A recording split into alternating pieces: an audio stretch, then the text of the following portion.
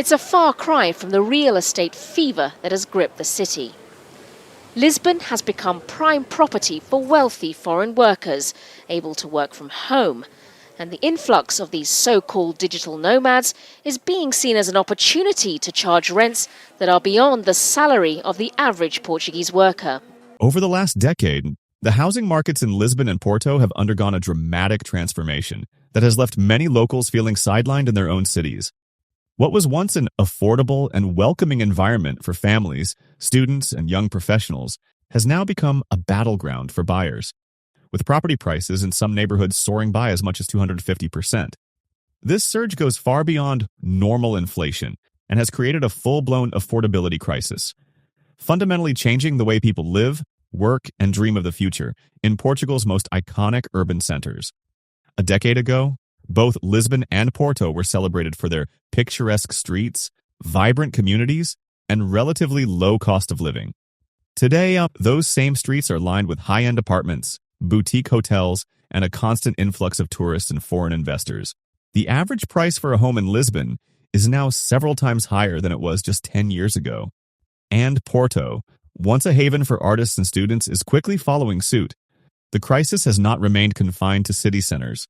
As prices have risen, the ripple effect has spread to surrounding neighborhoods and even smaller towns, pushing local residents further from the places they've always called home. Several factors have combined to drive this dramatic shift in the housing market. At the heart of the issue is a severe imbalance between supply and demand. For every 10 homes sold in recent years, only one new home has been built. This chronic shortage of new construction has left buyers competing fiercely for a limited number of properties, inevitably driving prices higher. Compounding this issue is the influx of foreign investment.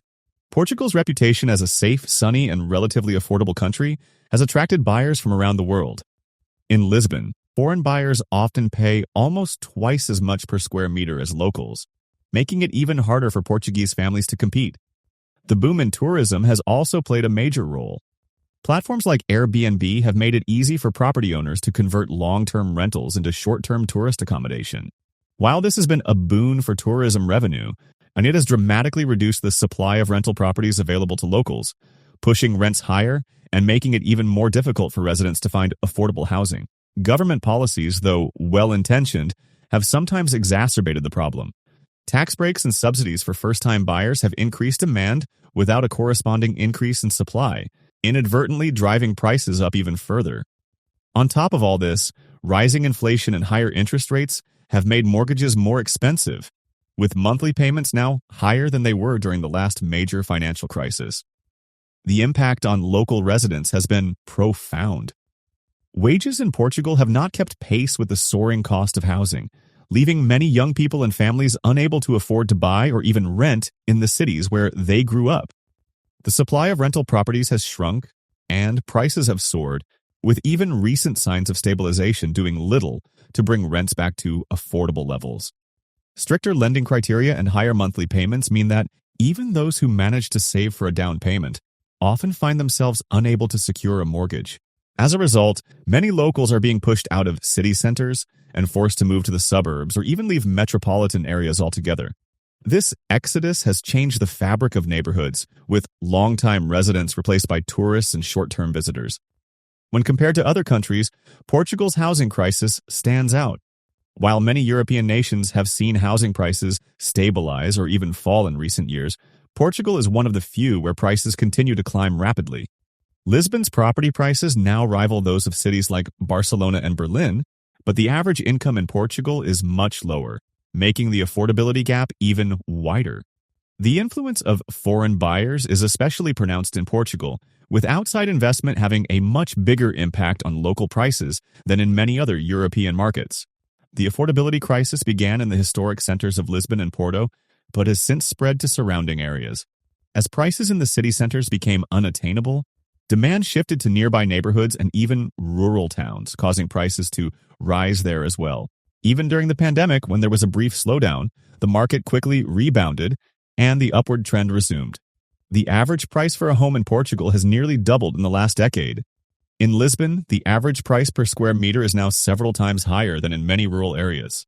The supply of available homes has dropped dramatically while demand continues to grow. In some regions, prices have jumped by more than 15% in just 1 year. Even as the number of home sales has fallen, prices have continued to rise, highlighting the depth of the supply shortage. The Portuguese government has attempted to address the crisis with a variety of measures, such as including tax breaks and subsidies for young people and families, efforts to speed up building permits and promote new housing developments, and some restrictions on short-term rentals. However, enforcement of these measures has been inconsistent, and without a major increase in housing supply and more effective regulation, the crisis persists. Portugal's image as a safe, attractive destination has brought in investment and boosted the economy, but it's also created new challenges for locals. For many, the dream of owning a home or even renting in the city center now feels out of reach. Looking ahead, the future of Portugal's housing market remains uncertain. There are signs that demand may be cooling slightly and prices could stabilize, but the fundamental issues remain. Without a significant increase in new housing and better regulation of investment and short-term rentals, the affordability crisis is likely to continue. The story of Lisbon and Porto's housing market serves as a cautionary tale.